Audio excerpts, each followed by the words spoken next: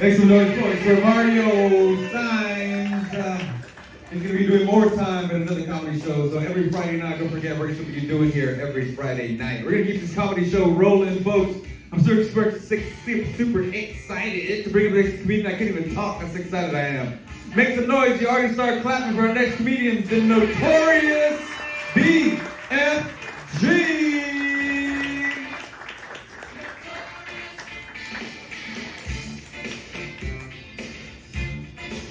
Duran.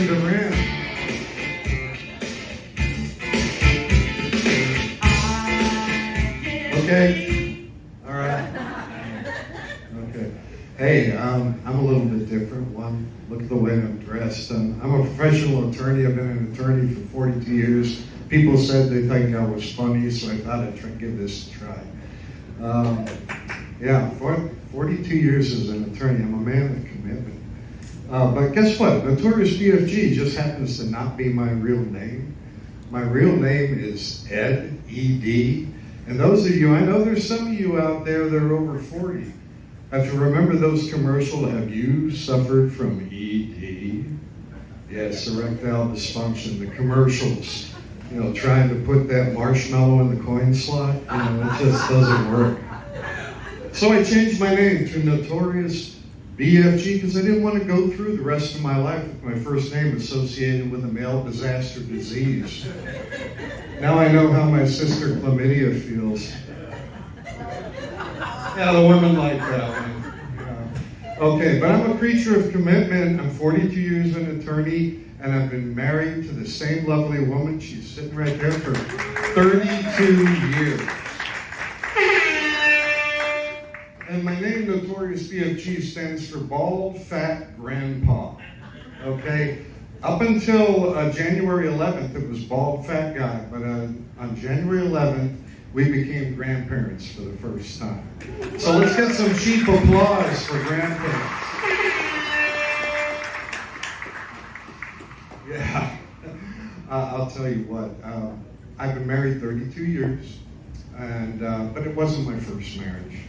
I've been married 3 other times. But I've never been divorced. How does that happen? My first wife died from eating poison mushrooms.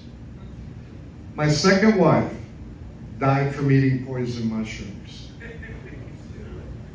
How do you think my third wife died? No. Fractured skull. She wouldn't eat the damn mushrooms. Oh, but 32 years. It's just been a wonderful, wonderful ride with my wife. I call her the beautiful one. And but occasionally we fight. All right, and with all this time, I get myself into trouble. A lot of times, we had a real awkward situation over the weekend. We were in Walmart and we ran into my college girlfriend. Yeah. Her name is Valerie, and now I'm in big trouble. I don't understand what the controversy is. Valerie graduates in June. Get it? College girlfriend. That one's for me. So I knew I was in trouble, so I had to do something because we get in a little fight. My wife says, if you're going to grow as a person, you're going to learn to embrace your mistakes. So I gave her a big hug. Boy, those are fine. I don't understand that at all. But so I knew I had to get back in her good graces. So I know she wants to go to Europe. So I went out and I got a map of Europe. And I took it into the kitchen and put it on the wall, and I gave her a dart, and I said, sweetheart, you throw this dart. Wherever that dart lands, that's where we're going to take our next vacation. So next summer, we're going to spend 1 week behind the refrigerator. I laughed so hard when that dart went behind the refrigerator. But now I'm even in more trouble. So my punishment is at night, we do a little role playing. It's called library. I get to sit there quietly while she reads a book. Like I said, I'm a professional attorney. Hey, you know what? This little guy, I'm going to give you a few just for you. why do cannibals not eat comedians? We taste funny. Okay, why did the chicken cross the road? You don't know? Yeah, he wanted to show the possum and the armadillo that it could be done.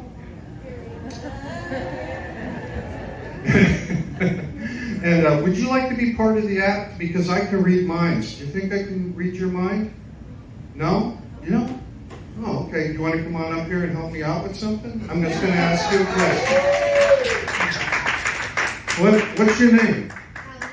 Alan? Like the wrench? You know what an Allen wrench is? Do they name that after you? No? Okay. Well, I'm going to tell you, I can read minds because I had a girlfriend once who was a psychic, and she was so good at predicting the future, she broke up with me before we even met. So that's good. But I have written down here your answer to the question. And so I'm going to ask you to think of a number. And you're going to just tell me yes or no if I guess the number, because I wrote it down. I wrote your answer down here. Let me make sure I brought the right one. Yeah. Think of a number between 1 and 1,000. Keep it to yourself. Okay, you got it? Okay. Now, yes or no, is it 249? No. His answer, as predicted, is no. Thank you very much, Alan. It's great to be part of the show. Oh, okay. I was raised in a small town in northeastern Pennsylvania in the 60s. Anybody go back that far? No. Anybody here Catholic? All right, well, all right. The other day I was at a show and I asked that question. The producer said no, and I said maybe I should do the joke anyway. But listen, in a small town in Pennsylvania, I went to Catholic school all the way up through high school. But when I was in elementary school, even in a small town, even in a Catholic school, we had a bully. His name was George Visco. He had been held back twice, so he is much bigger than the rest of us.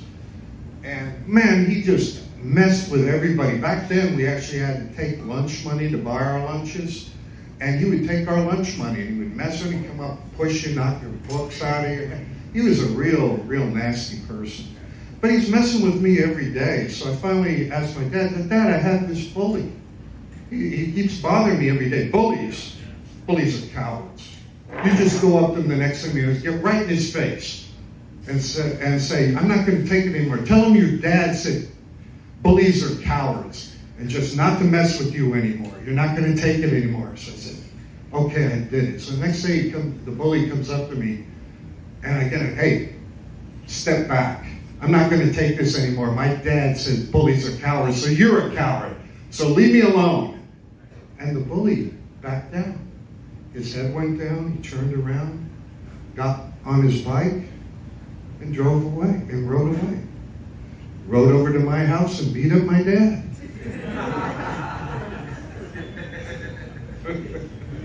Oh my.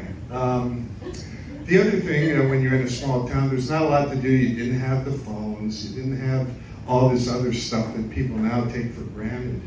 But back then, we did do some things. For one thing, we had Little League. And I wasn't any good at it. I wish I could do it again. I'm bigger and stronger now. Those kids wouldn't have a chance. And at Catholic school, the nun at one point, early on in the year, asked a question, a common question, what do you want to be when you grow up? One little girl put her hand up and she said, I want to be a prostitute. And the nun says, that's horrible. I can't believe that. What did you say? I want to be a prostitute. She said, oh, I thought you said you wanted to be a Protestant. Oh, and growing up in that little town, one of the things we would do to amuse ourselves is we played hide and seek. And there was one kid, and he was really good at it. Nobody could ever find him. The problem was one day, nobody could find him like for 3 or 4 days. And eventually it was very sad. They found him, he had suffocated in an abandoned refrigerator. Yeah, very sad. But you gotta give him credit. The kid went out a winner. Oh, is it too dark? Too dark? Oh. Okay. Well, growing up as a teenager, my dad never liked my girlfriends. He said, no. What you got to do is you got to find somebody like your mother. I mean, that's what you need to do for the rest of your life. And I said, oh. Well, sure enough, I found somebody like my mother. I brought home. Dad loved her, but it didn't last. She was 58 years old and had 3 adult children. I mean, think about that, you know. And my brother became a legend in this little town. At 14, he managed to sleep with a teacher. Yeah, slept with a teacher at 14. The controversy was he was being homeschooled. The groaners are out. Who let the groaners in? Okay, we'll leave this little town in northeastern Pennsylvania and talk a little bit about my profession. Anybody want to care to hear the dumbest thing anybody ever did and asked me to do? Doesn't matter because I'm up here and going to tell you anyway. A lady was the mother of a young man who I was coaching at YMCA basketball. You can tell by looking at me that I'm a basketball coach, right?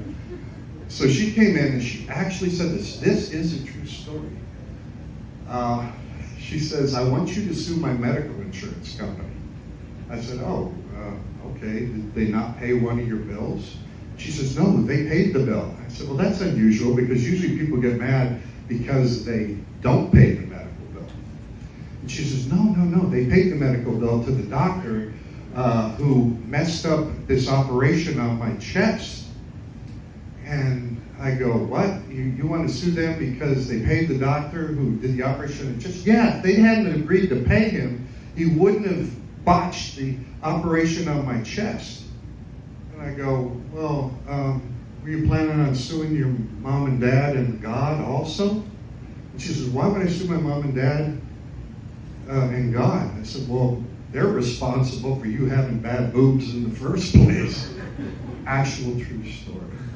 Whether or not this next one is true is up to you.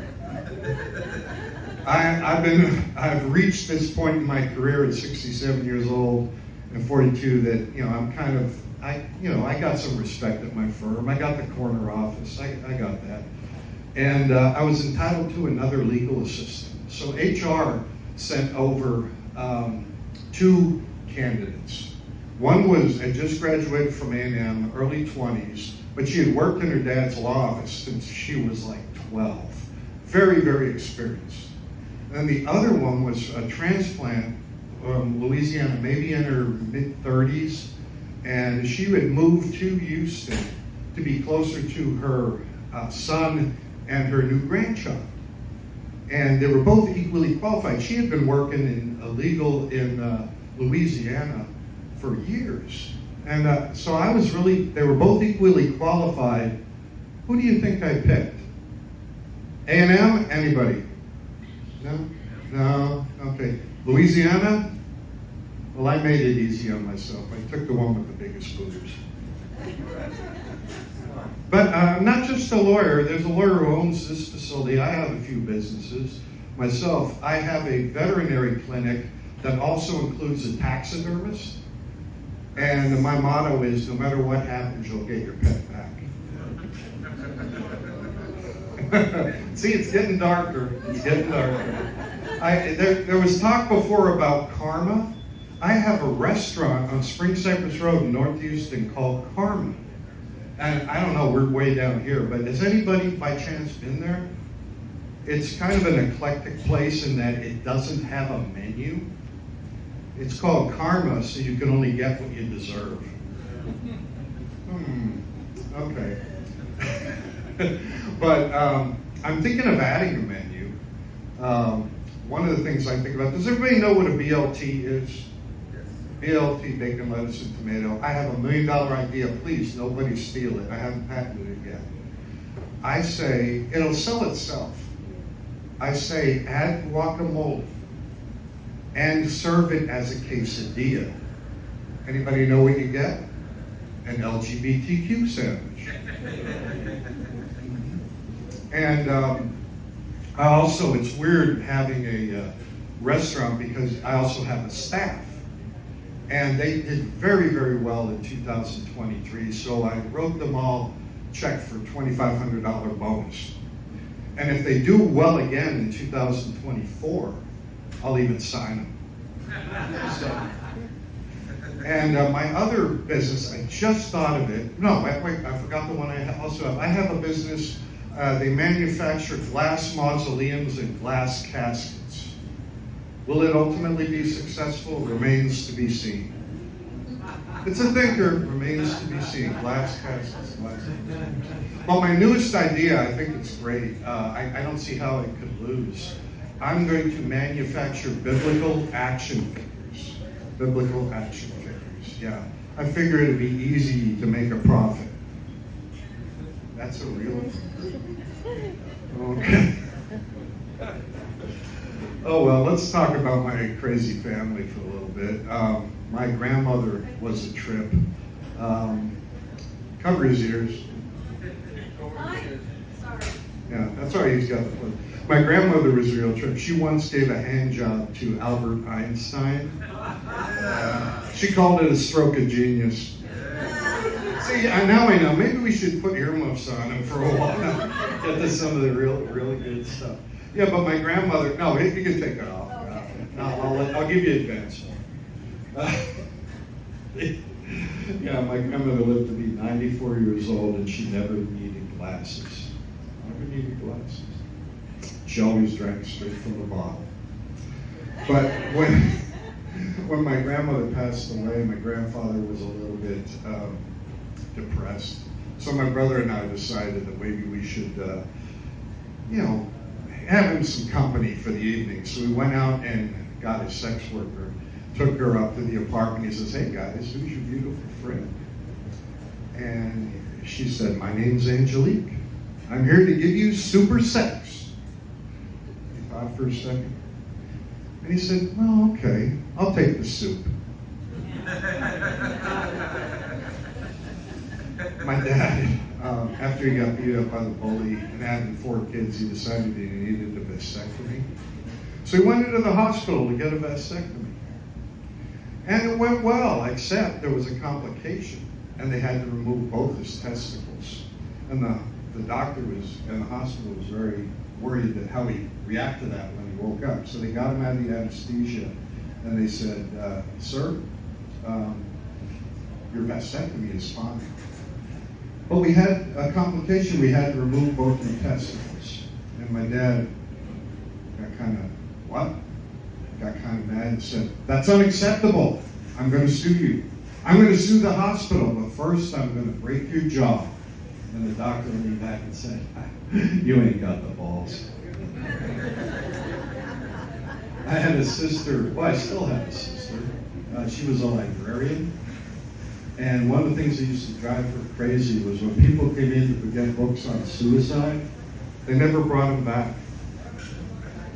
So think about it, suicide, never brought them back. Okay. But she used to play tricks on some of the people. Like when people came up and asked for books on paranoia, she would go, "They're right behind you." Some people are getting them. Okay. All right, I had a brother who was kind of weird. Not the one who slept with the teacher. But I came home one day and I saw him urinating. And he said, "Hey, bro, how about a little privacy?" I said, "If you want privacy, come back in the house." And my wife has a sister who had a daughter who was acting weird in a demonic sort of way. And she went and hired a priest to do an exorcism. And it worked. Her daughter calmed down. But then my sister-in-law didn't pay the priest, so her daughter got repossessed. Okay, one more. My sister also had a cat, and then she had a baby who was allergic to the cat. So she put the cat down. I said, "That must have been horrible for you." She said, "Yeah, it was, but I realized the cat was sleeping 20 hours a day. What's another 4? There's some people like that. Well, I'll tell you what, I'm not sure how long I've been up here, but I'll give you a few things, some philosophy to live by. My grandfather actually, before he passed, gave me this little advice. If you build a fire for a man, you'll keep him warm for a day. But if you set that man on fire, you'll keep him warm the rest of his life. If you are ever going to borrow money, borrow from a pessimist, because they never expect to get paid back. And then finally, I go by Notorious BFG. Those of you who go on social media, I'm on all of them, TikTok, Facebook, Instagram. And I'm really proud of what I posted this week. I hope you enjoy it. If you get the chance to check it out. Finally posted my sex tape. Yeah. It's a fabulous one-man show. My name is Notorious BFG. Thanks for coming out. I hope you enjoy it.